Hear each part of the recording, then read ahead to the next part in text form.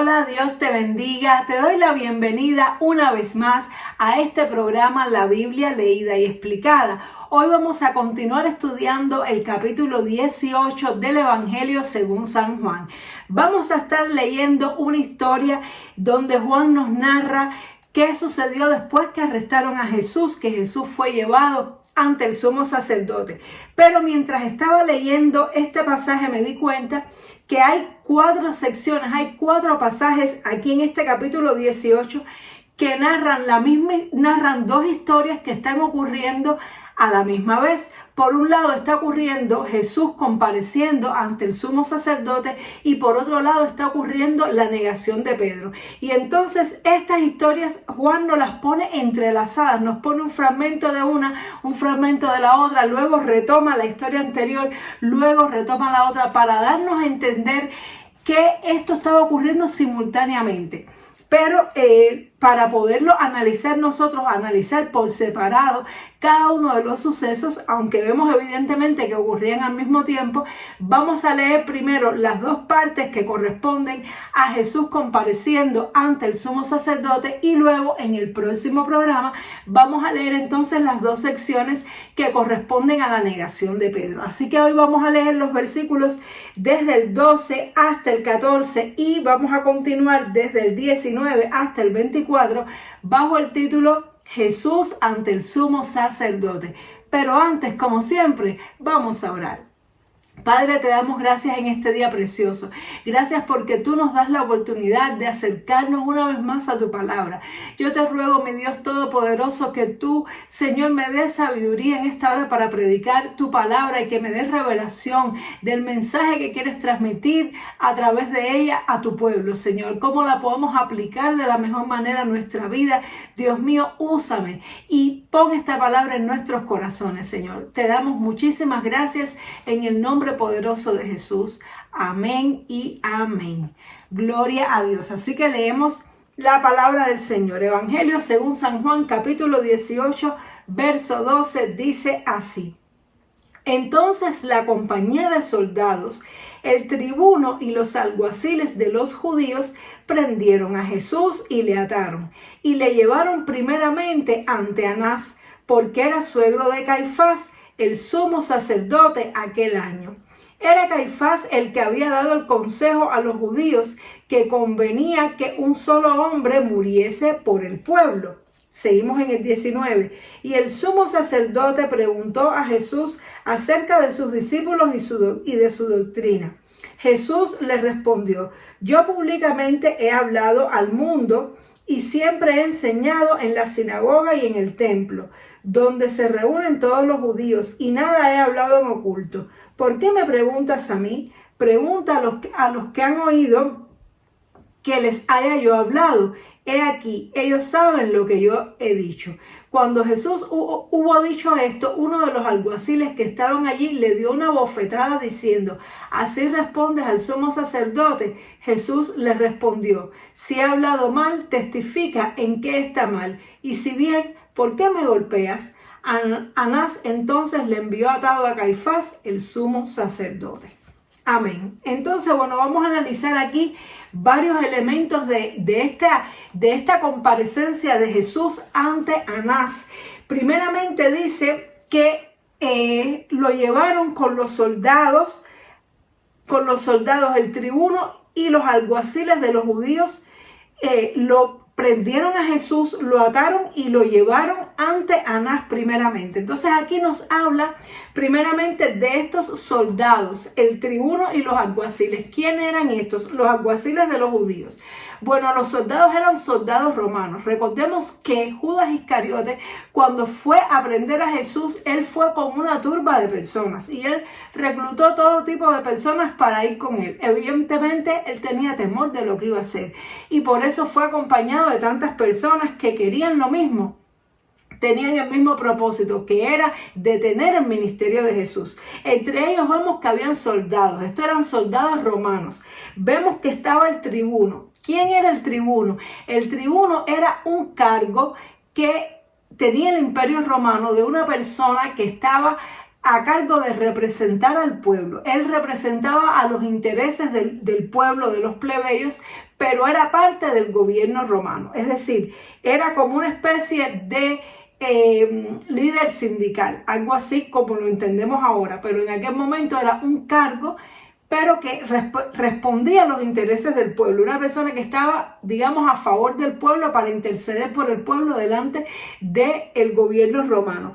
Y los alguaciles de los judíos, la palabra alguacil tiene que ver, su origen tiene que ver con una persona que es como un escolta, y también que es un ejecutor de órdenes. Entonces los alguaciles de los judíos eran servidores del sumo sacerdote, servidores de los líderes judíos que ejecutaban las órdenes que ellos le daban y que a su vez le servían también como escoltas. Estas fueron los integrantes, los componentes de este grupo de personas que fueron a arrestar a Jesús. Y dice que una vez que Jesús se entregó, lo prendieron y le ataron y le llevaron ante Anás, que nos dice que era suegro de Caifás, que era el sumo sacerdote aquel año. Es decir, que Anás, cuando yo estuve estudiando, Anás había sido sumo sacerdote anteriormente, desde el año 6 hasta el año 15 de Cristo. Por eso también dice Jesús, es llevado ante el sumo sacerdote, porque primeramente es llevado ante Anás, que había sido antes sumo sacerdote, ya no lo era, pero era uno de los miembros más importantes del Sanedrín, que el Sanedrín es un consejo de los judíos que estaba compuesto por 70 ancianos, 70 personas que eran como los considerados de mayor honra, los más sabios del pueblo, eran rabinos, y uno más que era el sumo sacerdote de aquel año. Era el consejo que representaba el Sanedrín y ellos se encargaban de hacer los juicios de lo que es el pueblo judío, de la parte de la sociedad judía. Entonces lo llevaron a Jesús ante Anás para que Anás lo juzgara. Y nos dice que porque Anás era el suegro del que en ese momento era el sumo sacerdote, que era Caifás, su yerno.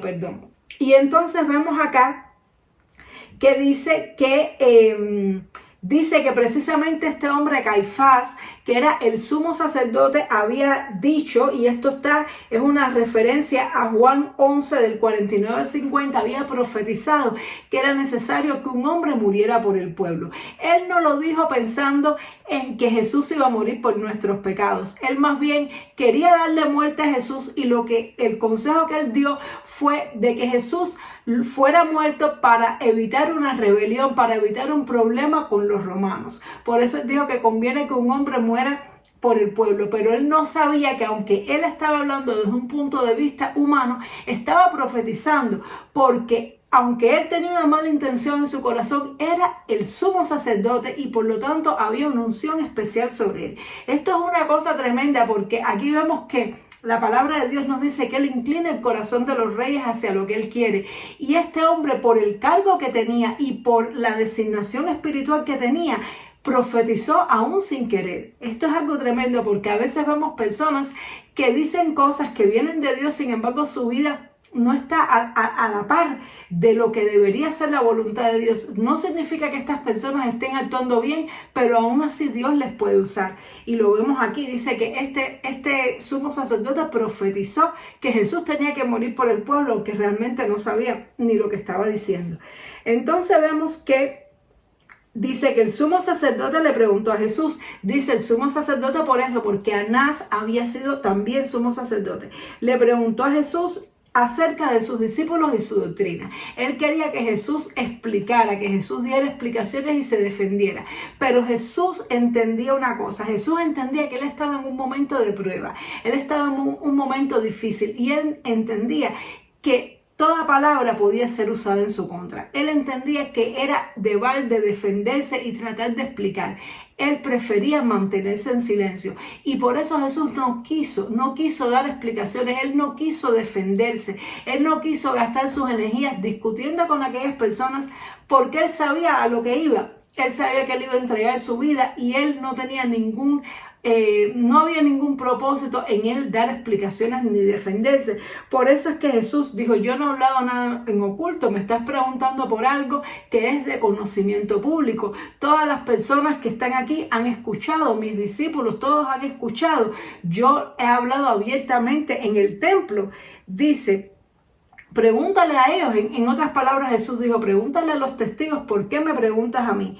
Él no quería defenderse, él no quería dar explicaciones. Sin embargo, vemos que uno de los alguaciles, uno de los seguidores, es decir, de los escoltas de este sumo sacerdote, interpretó esta negativa de Jesús de responder a lo que le estaba pidiendo el sacerdote, lo interpretó como una falta de respeto y le dio una bofetada a Jesús.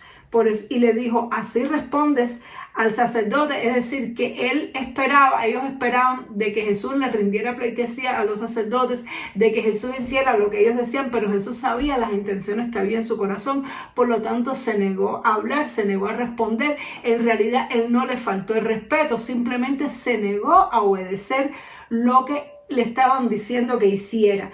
Y por eso fue golpeado. Y esto nos enseña acerca del tema de la sujeción y la obediencia. Muchas veces las personas confundimos estos dos conceptos. ¿Qué cosa es estar sometido y qué cosa es ser obediente? Son dos conceptos diferentes. Hay personas que interpretan que la sumisión y la obediencia es lo mismo, pero en realidad no. Jesús se sometió al juicio. Jesús se sometió a lo que le tocaba vivir. Jesús se sometió a sus enemigos, se entregó, se dejó que lo ataran, se dejó que lo transportaran, se dejó que le hicieran todo aquel juicio que era totalmente injusto. Sin embargo, cuando le pidieron que hiciera algo en contra de su voluntad, él se negó a hacerlo. Y como consecuencia le dieron una bofetada y él tampoco se defendió de esto.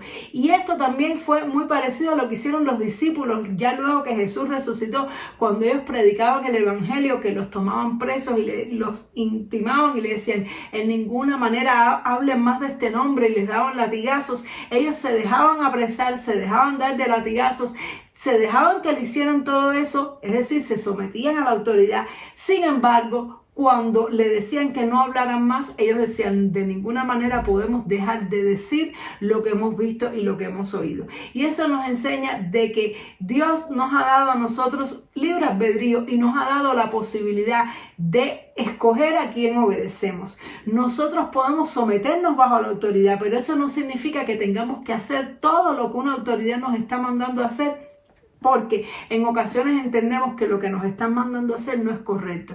Y cuando lo que nos están mandando a hacer no es correcto, nosotros podemos desobedecer la autoridad, aunque la sujeción a lo que nos lleva es a llevar las consecuencias.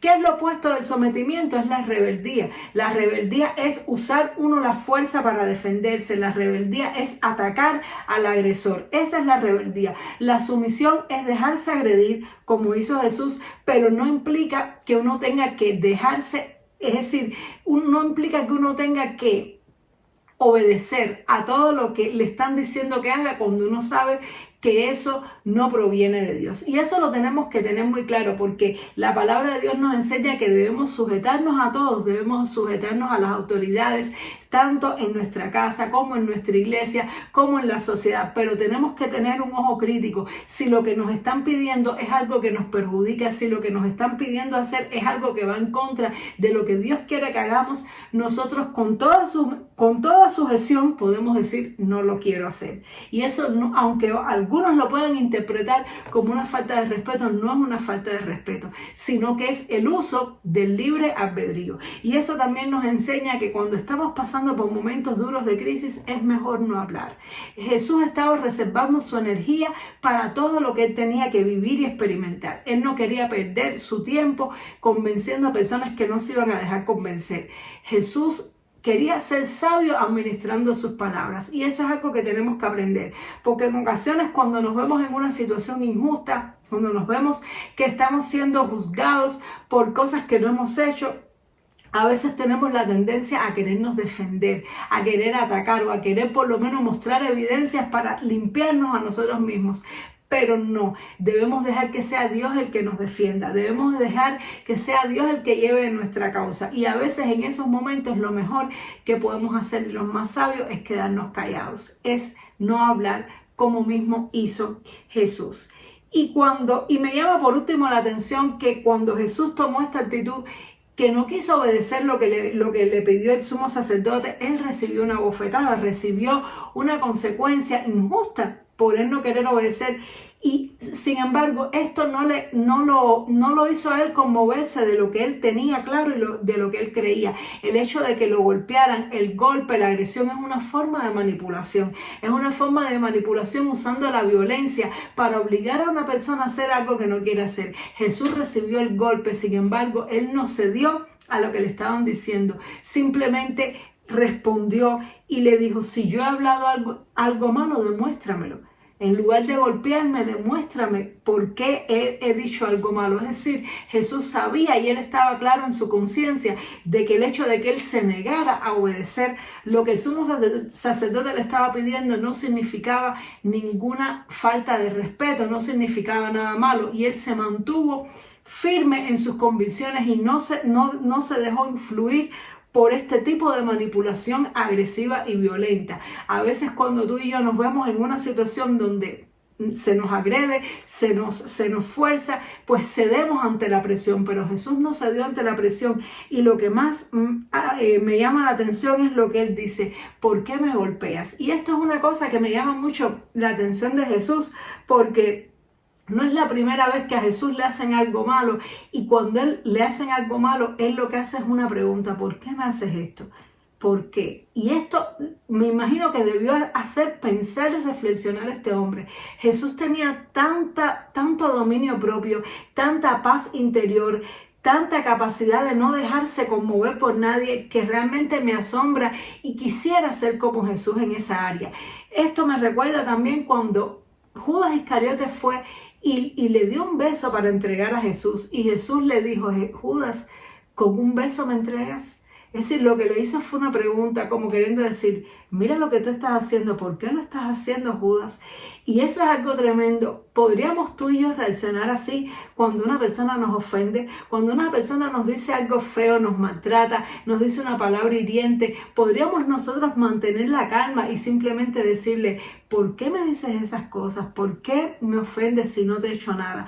Cuando uno le dice eso a una persona y mantiene la calma, eso produce un efecto demoledor en la persona, porque hace una apelación directa a su conciencia, y la persona no le queda más remedio que reflexionar en sus motivos interiores.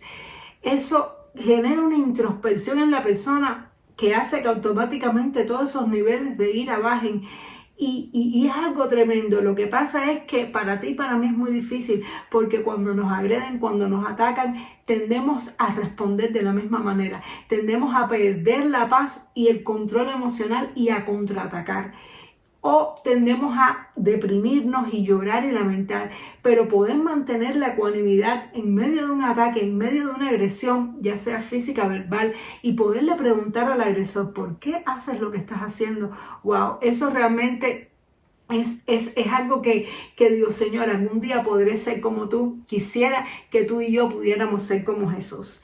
Gloria a Dios. Entonces espero que esta palabra te haya edificado.